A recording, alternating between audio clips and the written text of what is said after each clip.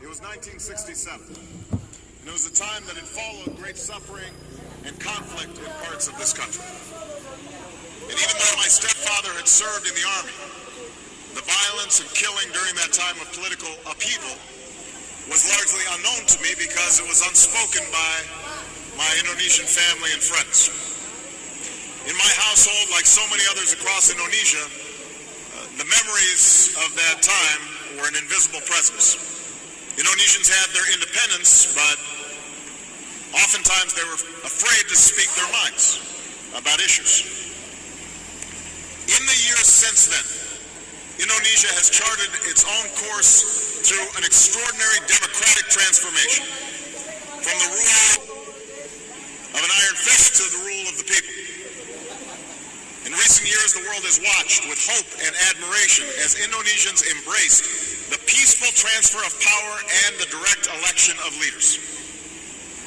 And just as your democracy is symbolized by your elected president and legislature, your democracy is sustained and fortified by its checks and balances.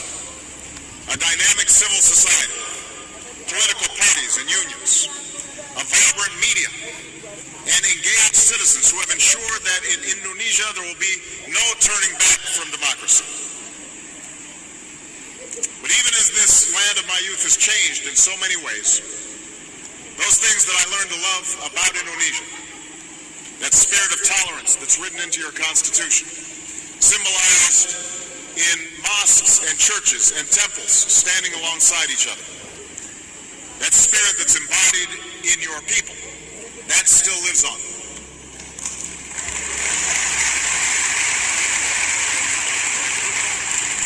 Amerika Tunggal Ika, unity in diversity.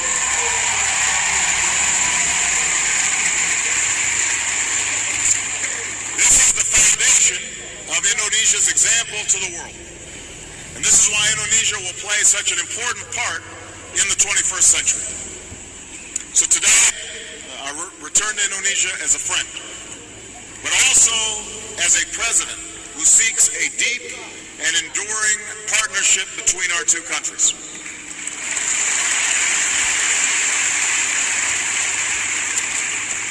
Because as vast and diverse countries, as neighbors on either side of the Pacific, and above all as democracies, the United States and Indonesia are bound together by shared interests and shared values.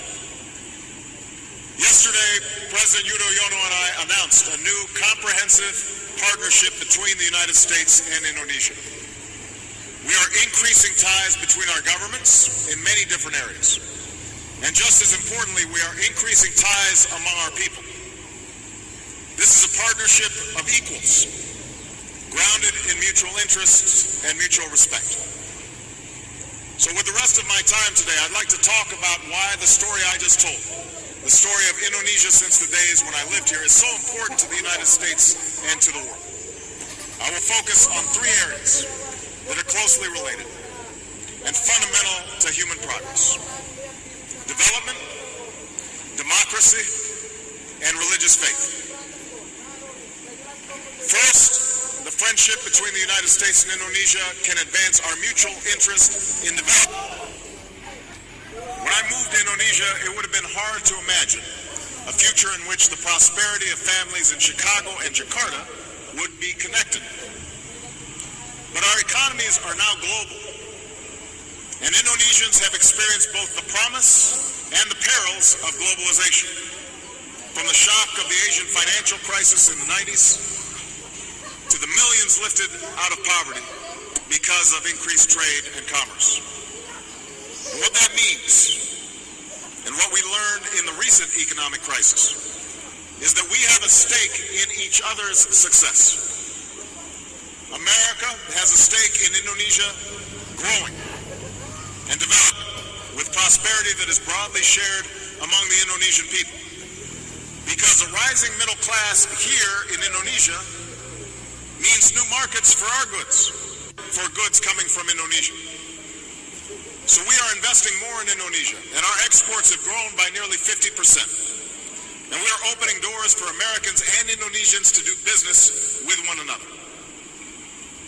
America has a stake in an Indonesia that plays its rightful role in shaping the global economy.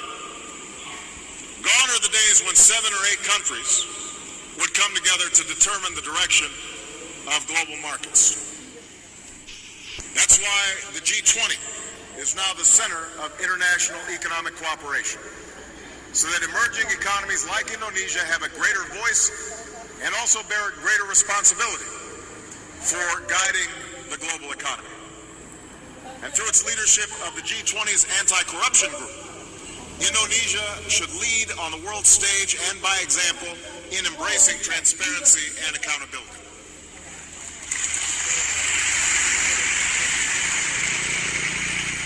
America has a stake in an Indonesia that pursues sustainable development, because the way we grow will determine the quality of our lives and the health of our planet. And that's why we're developing clean energy technologies that can power industry and preserve Indonesia's precious natural resources. And America welcomes your country's strong leadership in the global effort to combat climate change. Above all, America has a stake in the success of the Indonesian people. Underneath the headlines of the day, we must build bridges between our people, because our future security and prosperity is shared. And that is exactly what we're doing by increasing collaboration among our scientists and researchers, and by working together to foster entrepreneurship. And I'm especially pleased that we have committed to double the number of American and Indonesian students studying in our respective countries.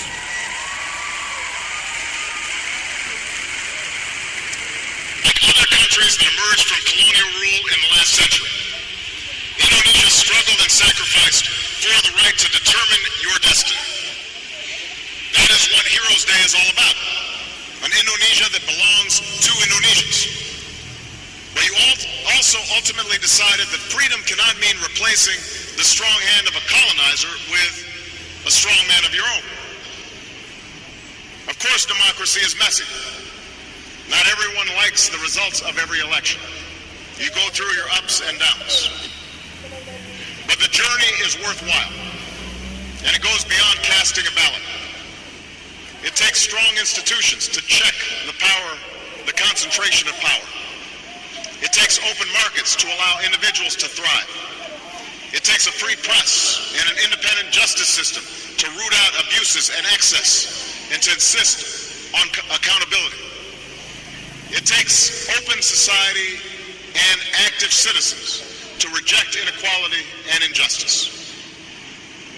These are the forces that will propel Indonesia forward, and it will require a refusal to tolerate the corruption that stands in the way of opportunity.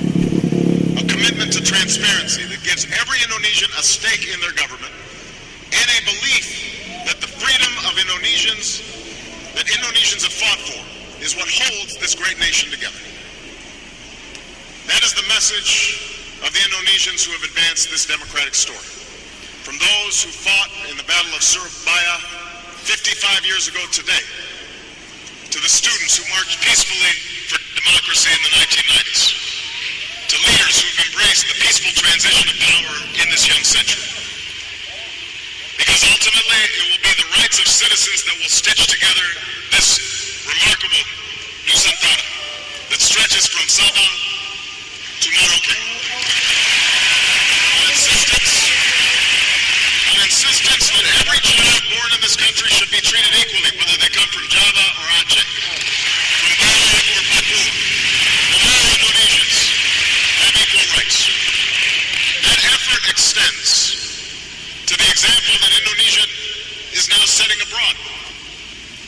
Indonesia took the initiative to establish the Bali Democracy Forum, an open forum for countries to share their experiences and best practices in fostering democracy.